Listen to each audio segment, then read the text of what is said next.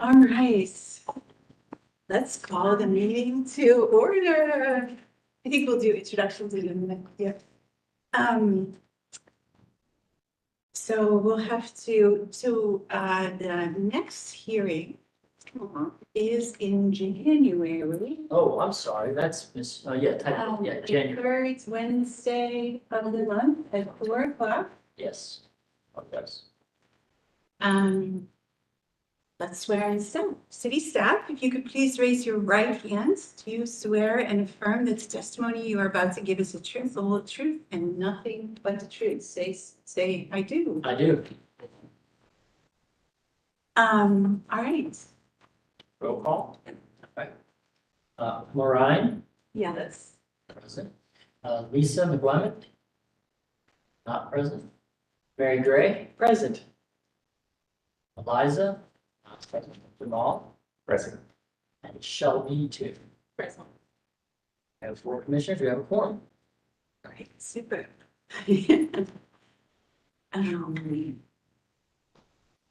Louis, would you please go over the hearing form?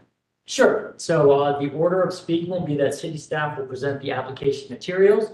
The applicant will be sworn in and asked to present any additional materials. We welcome speakers from the audience. I don't see any here, but if any come in, they're welcome to speak. And then commissioners will discuss the case and ask questions if the applicant, and then perhaps pass a motion. So. Great, good. This is a public forum, and persons wishing to address, will you say that? You don't have to say it, just. We get to skip it, okay, Yes. good, great. Well, let's go to approval then, first agenda item, of the minutes from last meeting. Could I have a motion to approve the minutes? So moved.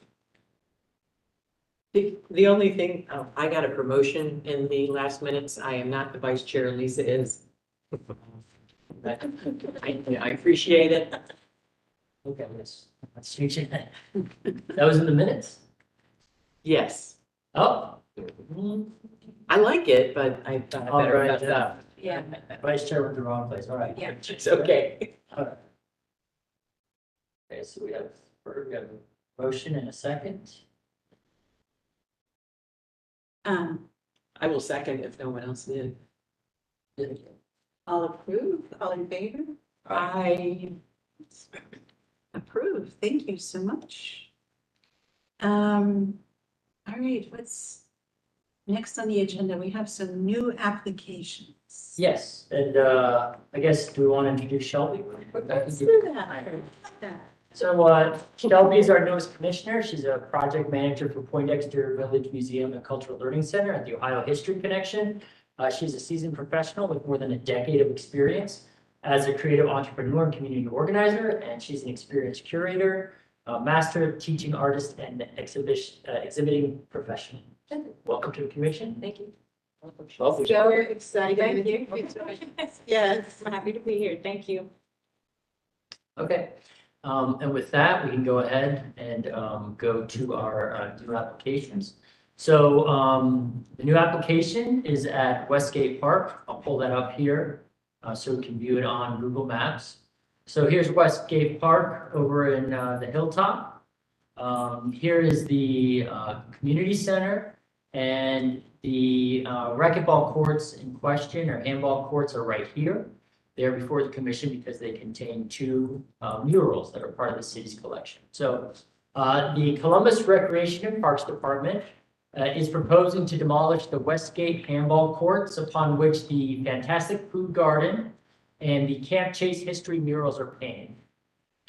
A third smaller mural, the Children's Garden, is painted on cement board and installed on top of a portion of the Fantastic Garden. Recent structural integrity concerns led CRPD to have a third party conduct a structural assessment of the handball courts. This assessment offered 3 potential routes to address the structural issues. 2 options would cost $160,000 and extend the life of the existing courts for 1.5 to 2 years. A third option for $250,000 would demolish the structure and build new courts estimated to last 50 years. So based off of these options, they chose the third as the desired path. They've indicated that they will take high-resolution images of the murals before their demolition, and they are interested in bringing new public art opportunities to Westgate Park, and they view the future handball courts as a prime location. CRPD has received a demolition permit through Building and Zoning Services, approved by the Greater Hilltops Arts Commission, and they have notified all involved parties, and they have visited those groups over on the west side several times. The murals in question are part of the city's collection. Therefore, the proposal would require a vote to deaccession the art pieces and approve their demolition. So our code section states that commission should be guided by preserving the proper decor and to maintain and prevent deterioration of works of art. Proposals generally meet code related to and providing the maintenance of an orderly balance in the location and design of works of art and the prevention of blight and deterioration. So due to the structural integrity concerns of the existing courts, the short lifespan of their potential repairs, and the need to prevent and maintain the deterioration of works of art, the proposal generally meets code related determinations by the commission. With that, we'll hand it over to the applicant. Thanks, Louis. Did you swear her in? I don't think No. so. Would you please state your name for the record, and then do we have to go through the swearing in piece again? Yes. Okay, so if you could please raise your right hands, and do you swear and affirm that the testimony you're about to give is the truth, the whole truth, and nothing but the truth? I do. Great. And Morgan Wade is my name. Wonderful. Thanks, Morgan. Thank you. So go ahead with your presentation. I can go through your slides as you like. Sure. Yeah. I mean, you did a great outline explaining the situation for the demolition. And I think some context that I wanted to provide is that when we first began this scoping project in the summer, because of the playability issues at the handball courts, not knowing that there were structural issues or how the extent of the structural issues, but a structural engineer is part of the scoping contract, and we wanted to see, do we have to rebuild or is it possible to renovate? And so we went into our, the work with BBCO and their subconsultant Dynatech, asking how can we make these courts playable again, and like with preservation of the murals as one of the #1 priorities. And what they, a bit of a surprise to us was in July when their report came back saying you have to close the courts immediately because of many structural issues, but the one wall, particularly the fantastic food garden wall. So we have construction fencing, we have like the highway barricades, like the big concrete barricades that the problem is that makes the courts unplayable. So although people still do try to play on them, like we filled the courts with mulch too, so that people couldn't get in. But it creates some conditions where it's hard to keep people out from sleeping in the courts. It's always been an issue, but now it's a little bit more of an issue because we have everything. We have more visibility barriers because we put the blockades there. As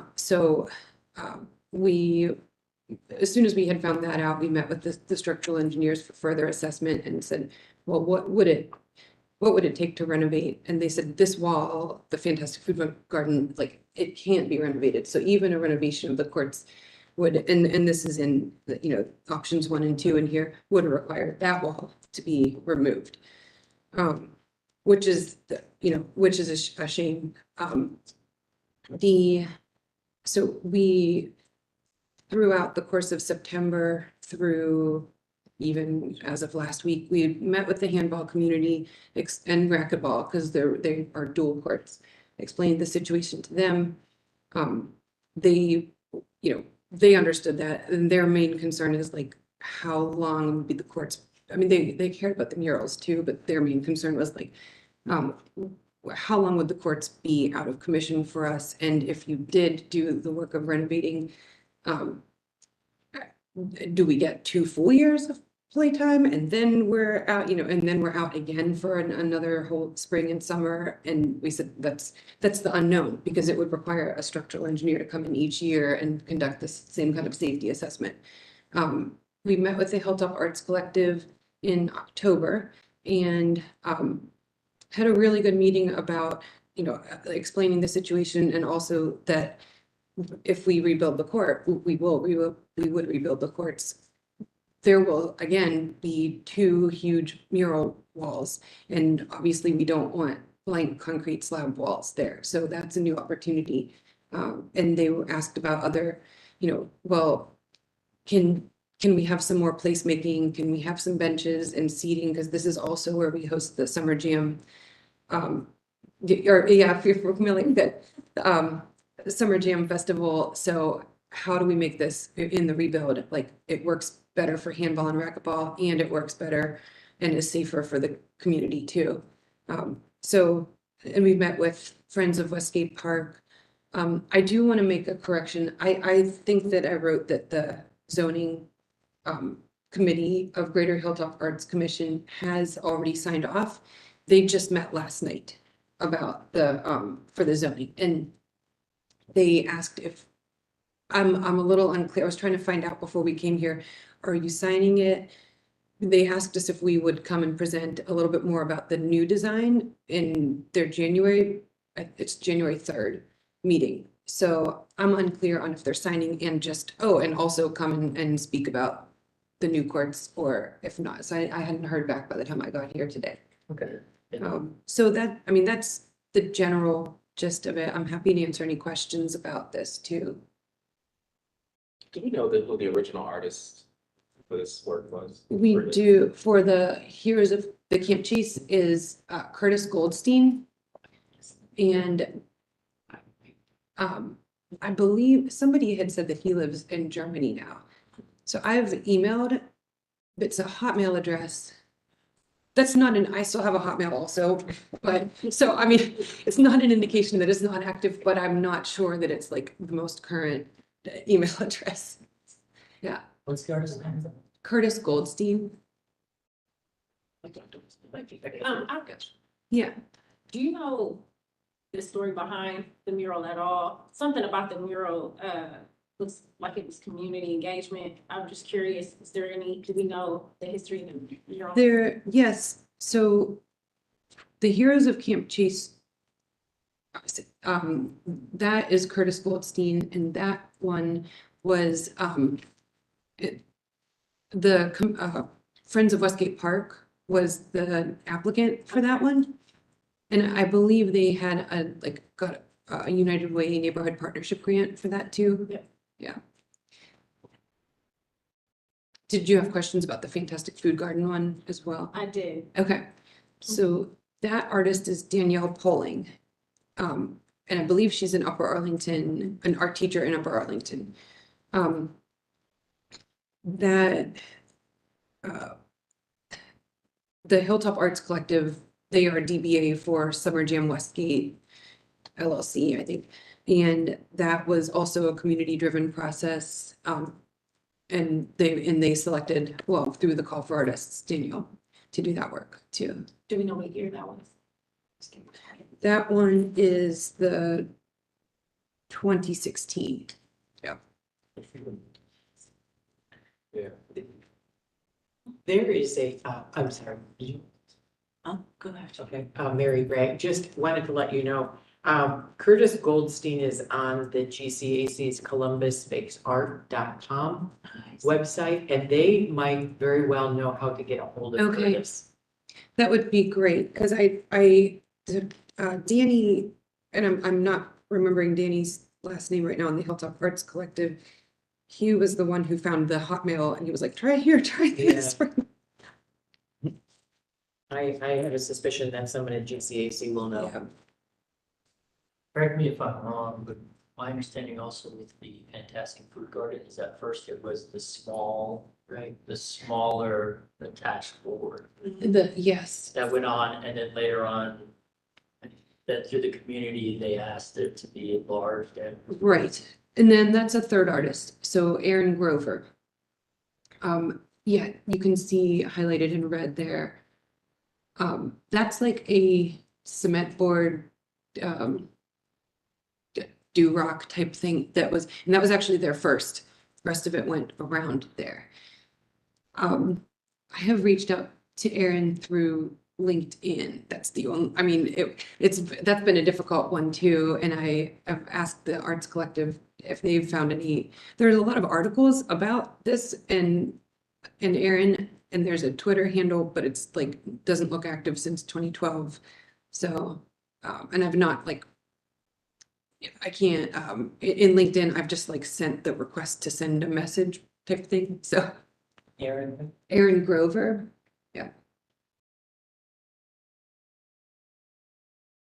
I'm reviewing your Gantt chart here as far as your option one, option two, Sure. and three. I know we've had conversations around how are we preserving this work?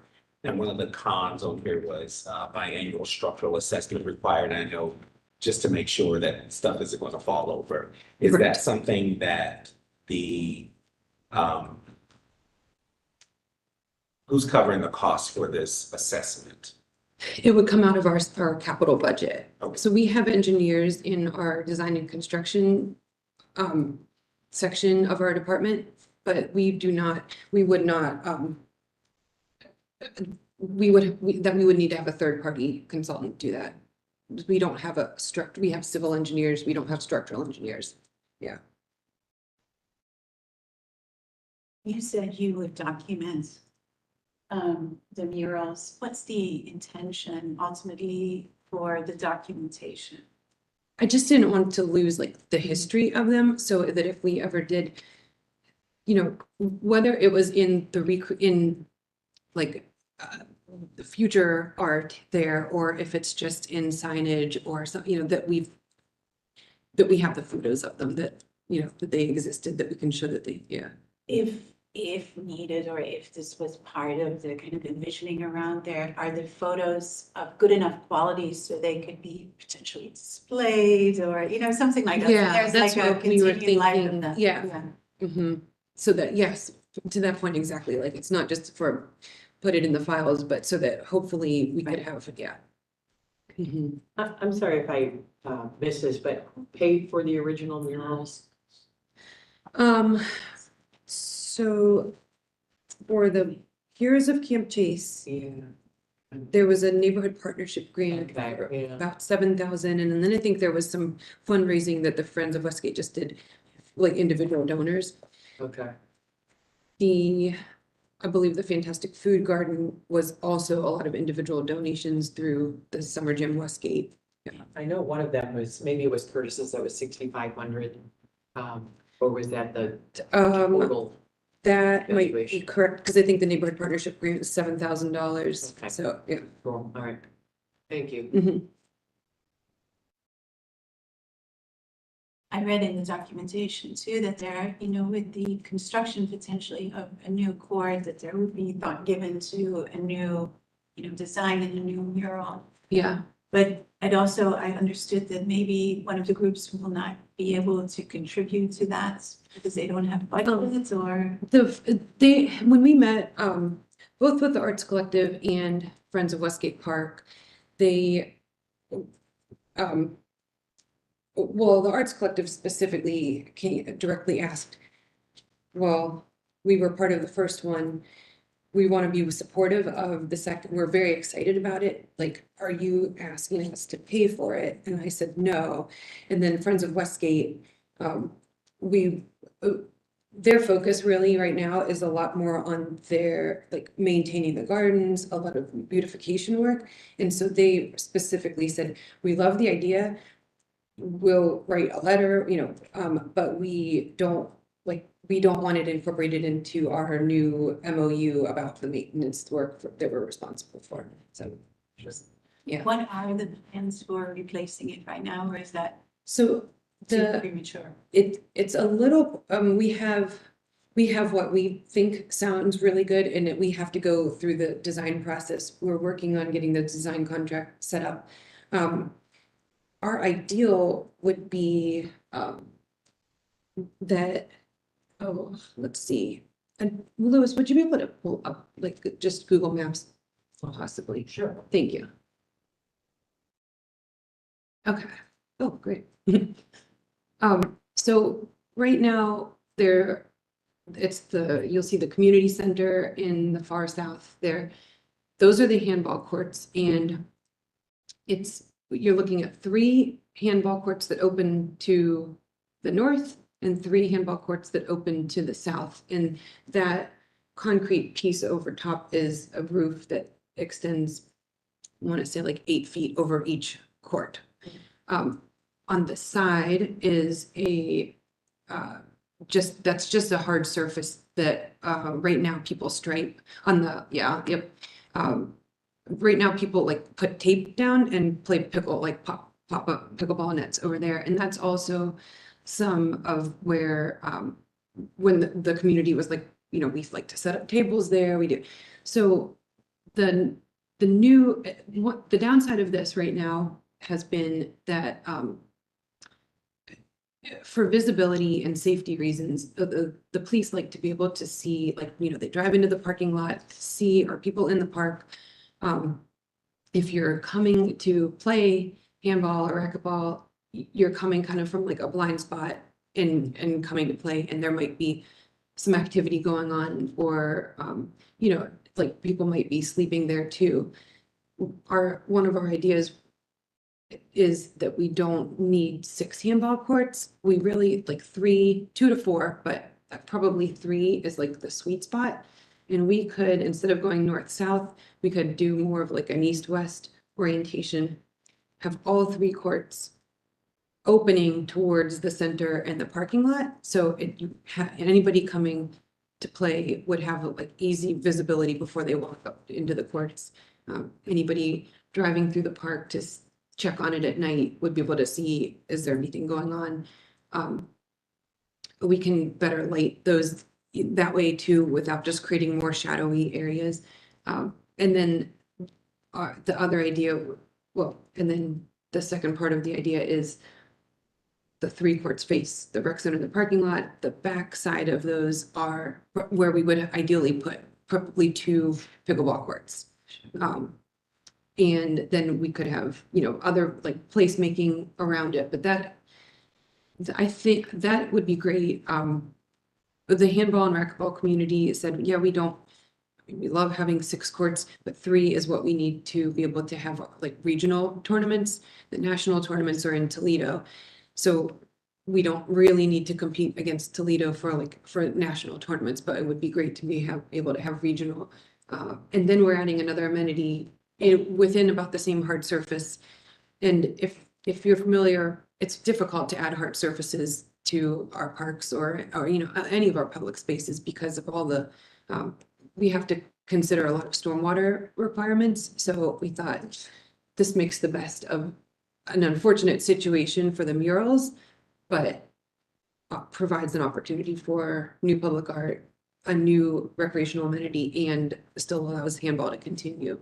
And this is the only handball court in Columbus, actually in all of the region too. So it's really like, that's a unique, yeah. We have any other questions? Yeah, I just want to say also with the documentation, maybe encouraging you all to figure out a way to, have maybe photos of the current mural, incorporating that into the new thinking, whether it be like images on the interior of the amenity or, something. Yeah, in some way, even in the rec, like, yes. Rec center. Yeah, I really like that idea. Do we have a motion to approve both demolition and deaccessioning? I move. Second. Those in favor? I Aye. Makes sense. Looks like the motion carries. Good luck. Thank you very much. Thank you. Thanks. You said it's GCAC's website that I saw that or they just Columbus might. makes art, yeah. Okay. And you might call, actually her name is Jamie Goldstein. She might be able to Okay. assist you. Thank you. That was. Thank you so much. Thanks so much. Good luck. Pickleball is taking over the It world. is so- taking over the- It's happening. It really is.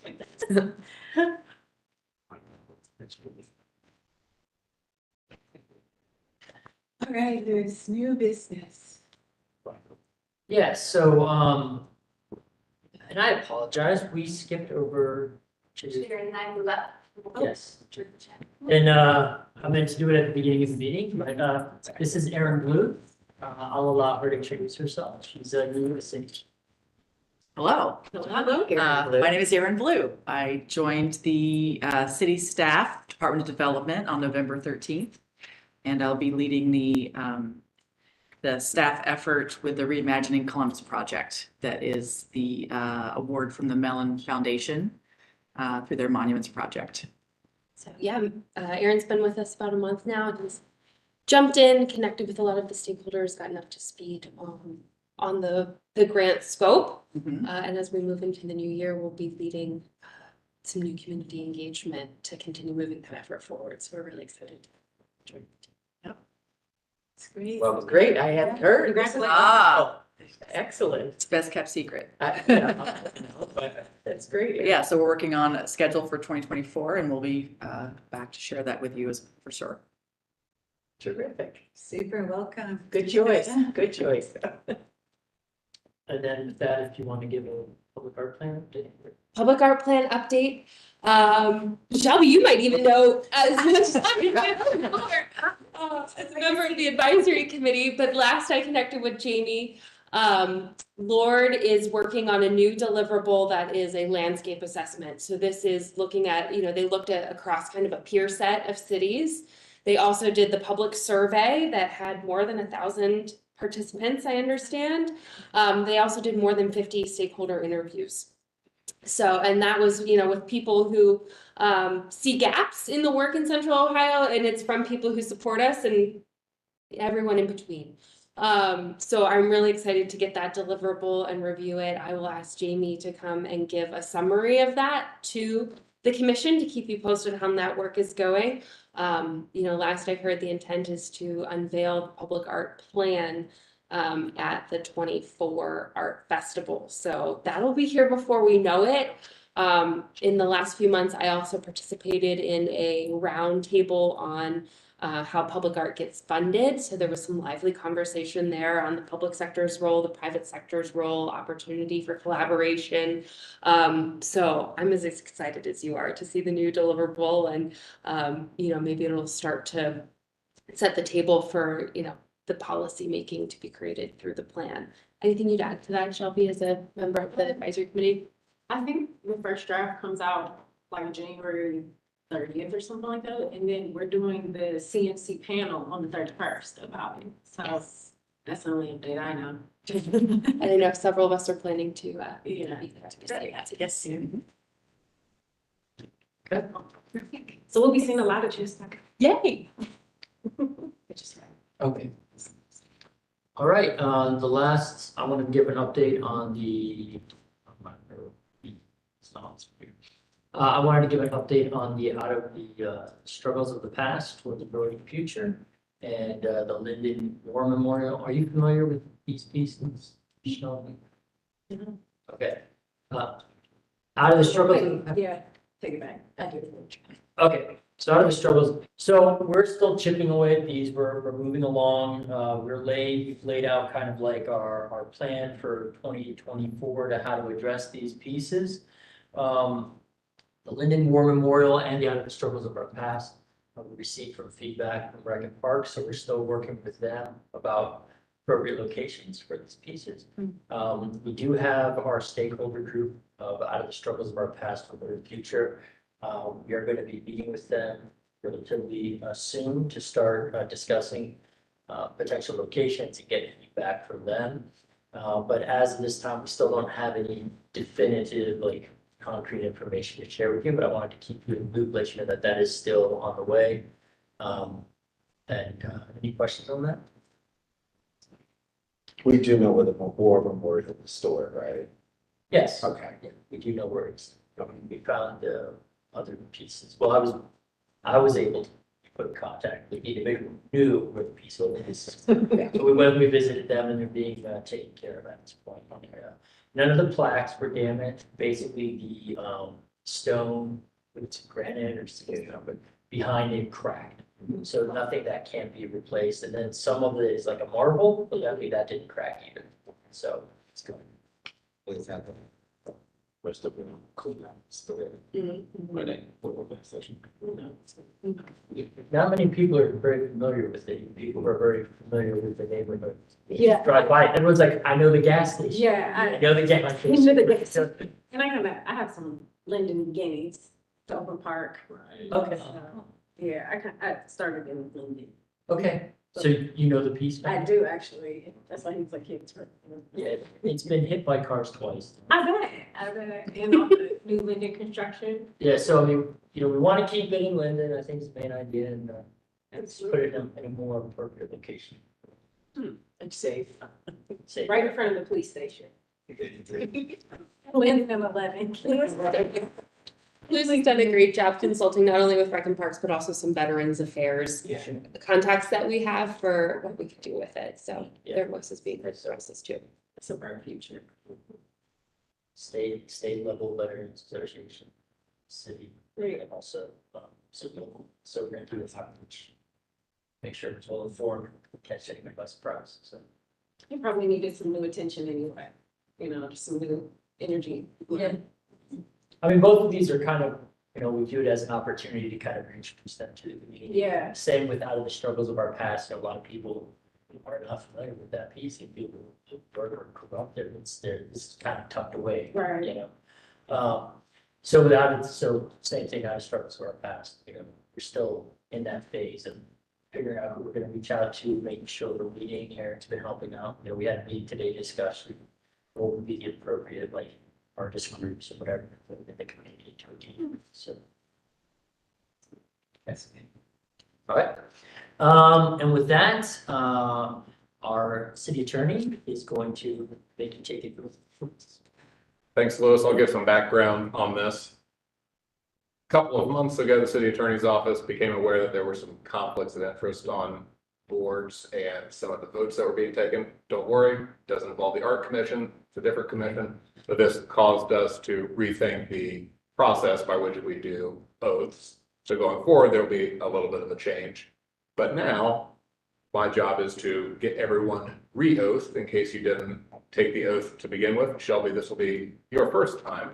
So what I have is a piece of paper that I'll give you to follow along with me, and we'll do the whole standing.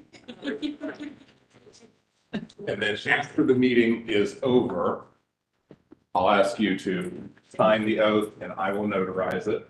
And then I will give it to Louis to file with the city clerk's office. Yeah, I'm quite certain I never did that. I'll do it in January or. So, Yeah, I'll never. Yes. Just so you know. all right, so if you could, please stand. At the beginning, you have two choices. So I'll break this up just like any swearing in, so that's in bite-sized pieces. I apologize for the length ahead of time. I did not write this.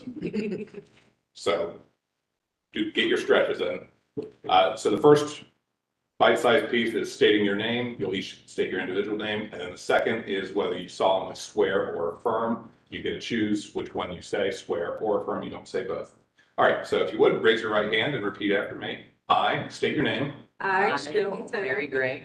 Do solemnly swear or affirm do solemnly swear that I will support the Constitution of the United States that I will support the Constitution of the United States and of the state of Ohio, and of the state of Ohio, and will obey the laws thereof, and will obey the laws thereof, and will in all respects and will in all respects uphold and enforce uphold and enforce the provisions of the charter and the code of the city of Columbus, the provisions of the charter and the code of the city of Columbus, and will honestly, faithfully, and impartially and will honestly, faithfully, and impartially abide by all governing bylaws and rules and regulations abide by all governing bylaws and rules and regulations in the discharge of my duties in the discharge of my duties as a member of the Columbus Art Commission.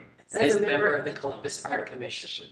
In addition, In addition, I acknowledge and pledge I acknowledge and pledge to adhere to the highest standards of ethical conduct to adhere to the highest standards of ethical conduct as outlined in the attached document as outlined in the attached document titled City Boards and Commissions Pledge of Ethical Conduct, titled City Boards and Commissions Pledge of Ethical Conduct, which details the city's ethics laws and policy.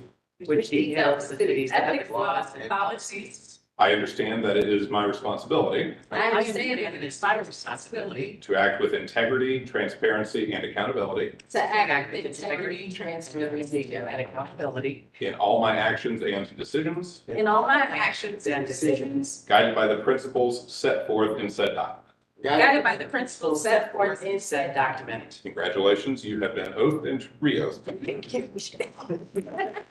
I'm getting all the excitement.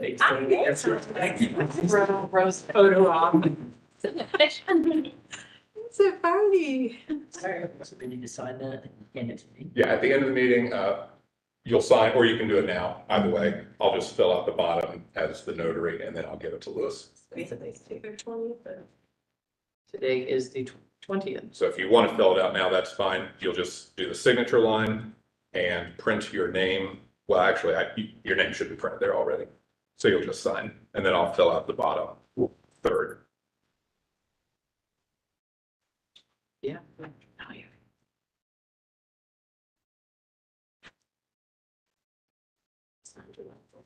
Well, that was fun.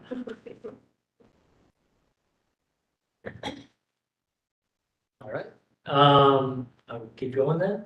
So that's it for new business, old business, update on existing projects, the, Parsons Avenue streetscape that was finished back in August. I've been waiting to announce that, but that's, been done. 1,000 eyes was installed. Mary, you had some questions? I did. Okay, it was brought to my attention. Okay, this installation, this project has been going on for years and years and years. And so I honestly cannot remember what the approved proposal looked like and what it looks like now. And did we indeed approve some changes to it at some point? So what, so this was part of a TPS project, right? It's city escape improvement, and a part of that was set aside for public art. So I wasn't part of the art commission then, but this was going back, this was first created in The only one, yeah. 2014 is when this first came around. It was gonna be flowers. Do you remember like flowers? I do. I'm not sure of all the iterations that took place, but from looking back, this is what I was found was the last thing that was approved by the art commission.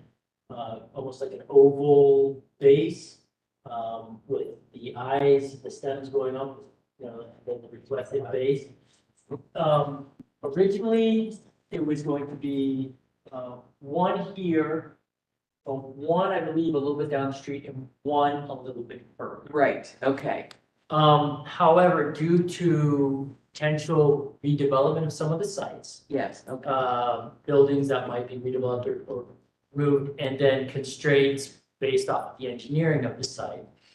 DPS and Olga decided that they made the most sense to put the three of them right here. Okay. I don't know how much that was reviewed, but I know that that was done between DPS and Olga's. Okay. But you can see, so this is what was approved down here. And this is what was created, if I hear it. They're really quite beautiful, actually, but that is what was built. Okay. Very, very similar. I think the one thing that the artist did indicate was a slight change to the base to kind of not cut in on the bottom, but that was the only thing that as far as I can tell was changed. Okay, but the artist changed it and we did not approve that. I mean, this is water under the bridge, but I want to get back to this person, that there was indeed a change. Okay. Okay. Okay. And then that they're not separate locations, they're all together. Correct. Okay. Because I thought that they were going into the ground originally. I think that was an earlier iteration. Okay, I think that's the one we approved, actually. Was it not? No, I believe it was the one I showed you with the, Well, there were flowers, but then there was this, but I still thought that they were in the ground. And, you know, yeah, our records are showing, that they were in a base. yeah, that they were in the Okay. base. There Well, they- was an iteration that I have seen where it was just flush with the ground. Right. But our records in our folder system show that the final proposal that went before the art commission were those ones that were in those. Okay, in the bases. Yeah, So that they could be lighted probably. Okay. lighting was never part of the. Oh, it's not? I thought they were in the, I thought it was in the base. No, there was never lighting. Okay. Well, Are those movable? Because that building that they're in front of is for sale.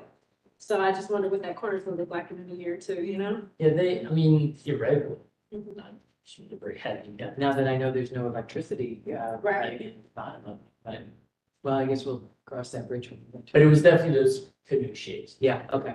Thank you. Sure. Thank you. Yeah. I do. I like the eyes better than the flowers, quite frankly. Nice. Yeah, I really do. Yeah, they're quite, when they were installing them, people were stopping in Yeah. their cars and saying, that's gorgeous, we love it, so. It's very nice. Yes. Really, that's kind of a dead area, right? Right. Okay, so there's that. Thanks for jogging my memory. And we'll do some digging and I'll see if I can find. So public art maintenance, blind eye, it's pretty much completed at this time, the maintenance for 2023.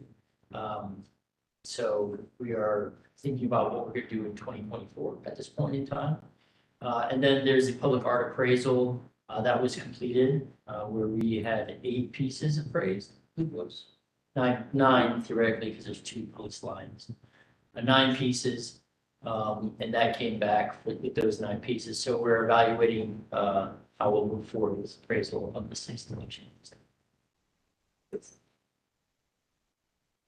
Any questions on any of that? Finally, the art archive. We have been working, still trying to figure out, what is the entirety of our collection. What we have now is, let's see, I didn't do my math here, 23. So we have 122 pieces. 99 are publicly accessible. 5 are not publicly accessible. They're inside of buildings owned by the city, but they're restricted. We have 3 that are in storage. Well, let me change that number. It's not 15 of that number I put, 15 of 122. Those are, they need resolved. Those are the ones that we gave to in the past where it was like an MOU in place, or perhaps it was supposed to transfer to the city, but it has. So I'm working with Rec and Parks to try and figure out what the history is on those and exactly what are the agreements in place. We're going to be working with the city attorney's office and just trying to figure out the best way to resolve that. We also had meetings with the consultant for the art plan and see if they could give us any guidance on the best way to handle those things. I'm sorry, I was thinking about that. Were you talking about the pieces that are in private areas or no? They are potentially privately owned, but on city land.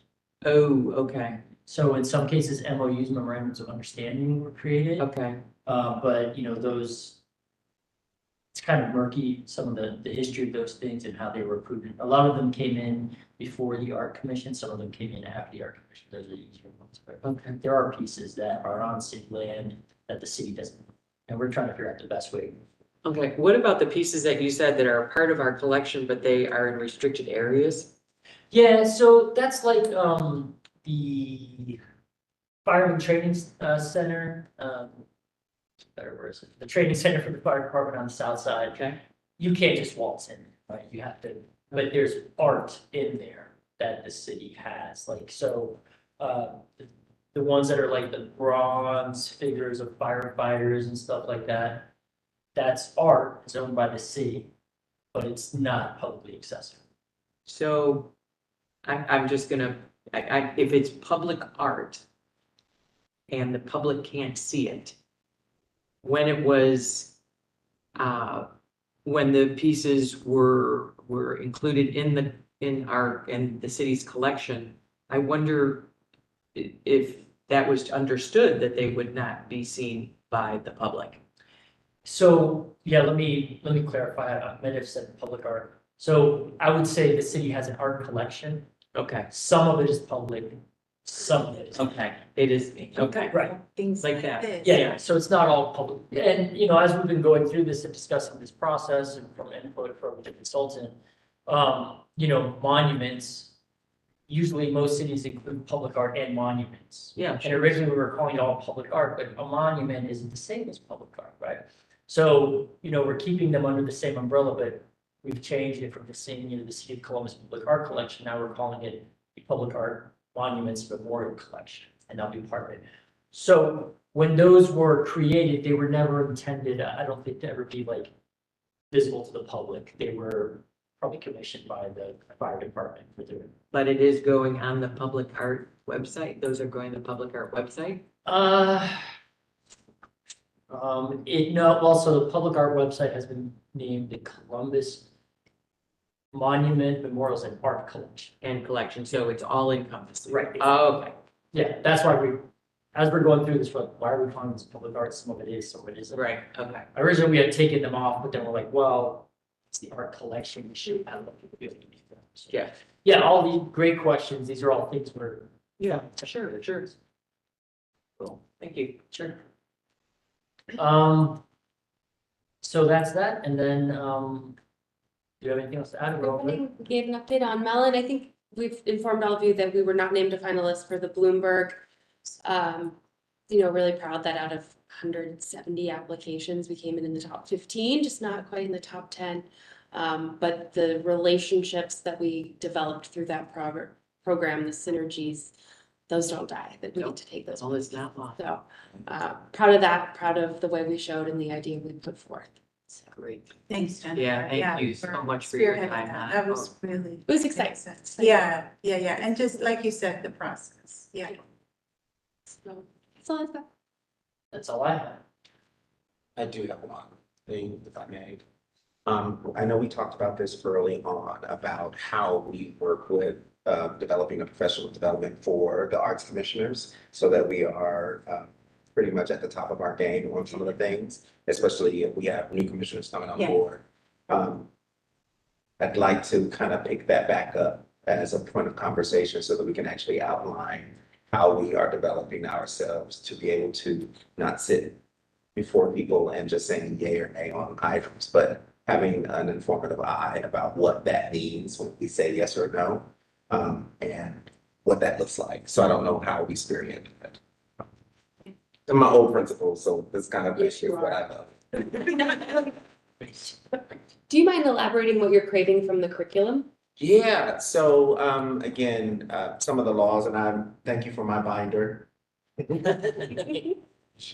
Oh, no, I know, I don't want to bother.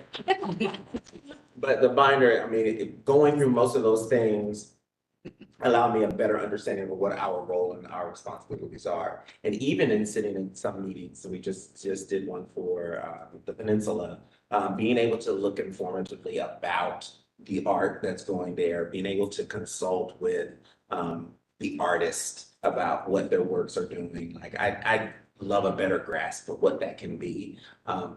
And what potentially it could grow into, so that we're informed. I have my experience as an artist. I have an experience as a, novice art collector. But there are some things that I really would like to see us be able to speak clearly about outside of my college art classes, and being able to grow that, because I'm asked from my constituency regularly, what are you all doing? And not in a contentious way, but just like, what do you do? And I'm like, yeah, we listen to cases, and that's, yay for us, but there has to be more. I want. Yeah. It's my understanding too that I think the public art plan that's being developed right now is going to play a significant role in giving us some guidance, Mhm. right? I think that's one of the ideas that went into that. One of the questions I asked when I joined the commission, like, what are our goals? Like, what are we benchmarking against? So I think that's coming. I'm optimistic about that. Yeah. I think in addition, it's great, Louis, for example, now to have access to all these materials, but I feel like I only have access to this when I come to the meeting. Is there a way for me to access all the public art, for example, in the city's collection outside of this meeting? Oh, yeah, the art archive website. Yep, Yeah. website. So I can send that over to you. Maybe in lieu of a binder, since we have a couple of new commission members joining, some sort of like archive or folder or, something with like materials that they can each. Yeah, I mean, so before the meeting, I'll send out the materials in advance for everyone to review. Yep. So there's that. All past materials are on the Art Commission website and all the past minutes and everything like that. Mhm. We have the art archive where you can view all the art that's part of the collection. Okay. Is there, No, it's funny. I didn't even know that. So I oh, was okay. grateful to find that out. Yes. Yeah, I wish I, Back in the day, I think the previous administrator sent me some documents, but that's all I had. Yeah, They had done an exceptional job. yeah. I was gonna say I have come through this website. Oh, that's good. Yeah, I didn't even know this existed. oh, yeah, so. Yeah. So this, Mary, this is what you were going for, so. Yeah. We changed it to City of Columbus Art Monuments and Memorials Collection. Cool, yeah. And then, we have some of the collections, some of the things that have been decommissioned, indoor, outdoor murals. Can you share that link, Louis? Of course, yeah, with us? sure, In yeah. general, it sounds like some of you already Yeah. had that. Yeah, okay. But Louis, you're saying that could I have gone somewhere to see what we approved for Olga's piece? I don't know if it goes back that. Okay, I just wondered, because I was Well, embarrassed to ask, but I couldn't remember going. So, yeah, if you go to the, no, this is great, so, art. So if you go to just Google City of Columbus Art Commission, this is your website. Right. Right, so we have past meetings, we go, are they just past? To 2020. Go back 1 year. The older. Oh. Need to go Yeah, I back think. 10 for hers. 8 or 9 years. So, no, but that's something, you're always free to email me, like you did today, and say, I normally would have sent it to you, but I didn't have time for. No, But yeah, no problem. happy to, Sophie would help me look through all of our past materials and see what we could find, and then organize it, like, this is what was approved, this was the date, here's the COA that was issued, or anything like that. Yeah. And from a legal perspective, I'm happy to give an overview or to arrange with development and to Louis some sort of training, a business meeting where I can give an overview on parliamentary procedure. A lot of you guys follow Louis's lead, and Louis is a pro. But if you want to know more yourself, I'm happy to go through chapter 3115 of the Columbus Codes. I'd love to do that. I would too. Yeah. Yeah. I would suggest having it be a public meeting that's noticed and everything, but you could style it as a business meeting. That way there are no cases heard, but you can talk freely because it would be public. Yeah, so a year ago, we did something pretty similar to that, like it to be an annual thing, that's. Sure. Just to refresh everyone's mind. That's not you're going. I like that. Yeah. And then maybe we can find another resource. I know other cities commissions, art commission.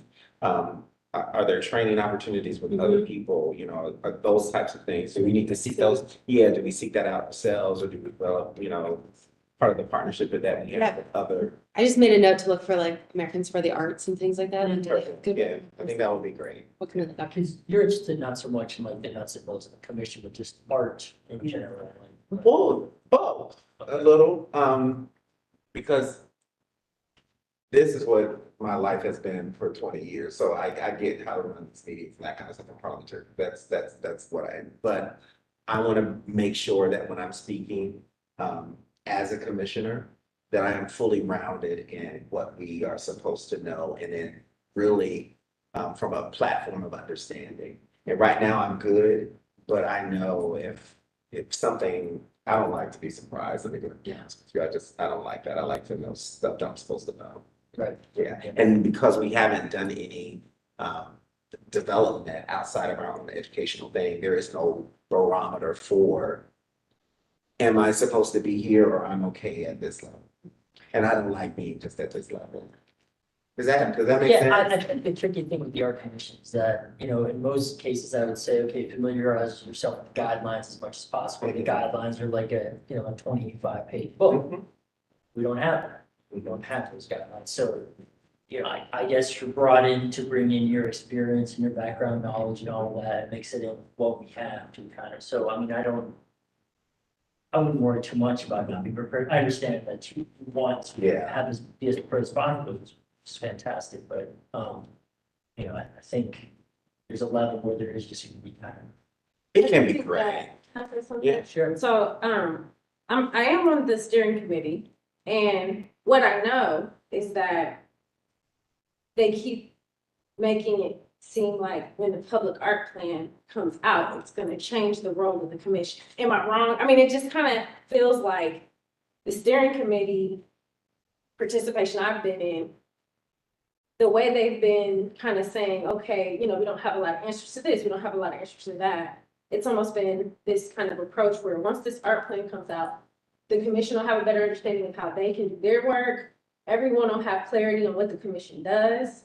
I don't know, that's kind of how it's been presented to me. Something we've asked out of the public art plan is what are everyone's swim lanes? Exactly. What's the Department of Development swim lane? What's the Department of Public Service swim lane? What's the facilities swim lane? Because they technically own assets, right? What is the commission swim lane? What's the private sector swim lane and the nonprofit sectors? And, you know, are we, you know, many cities procure art inside the city. Some cities procure art as a nonprofit outside the city. What's the best way to do all these things? So what I was thinking is, you know, in the past is we were going through, you know, Jamie's last update was, what's the process? What's the timeline? And I think a 15-minute update was sufficient. But I'm really curious as we get into some of like the policy formation, how do we have a deeper meeting where we can all be exposed to more of the insights that are being uncovered through the public art plan process? And I also say too, maybe you could, I know they're gonna have about a draft like end of January. Before they even start sharing the draft amongst public steering committee and first eyes, I think the commission having an opportunity to see what they've said and how maybe there could be even some tweaks, because I think too that when the public art plan does happen, it's gonna shift how everyone's in this kind of question. Artists, we're all in question. Building owners are in question. Everybody's in question on what their obligation is to public art. And I think that as a commission, you know, we're gonna have to be able to speak to that when this public art plan comes out. So this public art plan almost needs to be the commission's Bible, you know, and almost and give you what you're looking for. Yeah. Right? Yeah. So I do think we're getting about really close to maybe what you're desiring and where we should be as a commission and being able to speak on where the city's at and different things. I just think we're like maybe 2 months away from it. And I just think maybe Jamie could come here first, like soon as January, February, and let us see what that looks like. So we're not with the public when we see the public plan. That's really articulate. You know, I think articulating that piece where it is important to then, you know, bring in the commission and make sure that they understand and have a chance to ask questions or, you know, give some feedback and then, you know, have time to really settle into this large. And I mean, that was part of our thought process too, as we brought you, Shelby, and Greg, who's joining the commission, onto the commission. The thought process was because you've been on that advisory committee and are even closer to the process, and Mariah, you're on it too, but having people who are so baked into that process on the commission helps us live out the intentions and the outcomes and the recommendations of the art plan by baking those participants into the commission. Yeah. So, But maybe making sure that GCAC understands that as well as a Oh, kind of yes. Dual responsibility. Yeah. Yeah. That's great. That's all I have. That should be very, very common. I think that kind of brings us to the end. Is there any other business we need to discuss? Do we have a motion to adjourn? So moved. Great. Thanks, everyone. Your session. Thank you.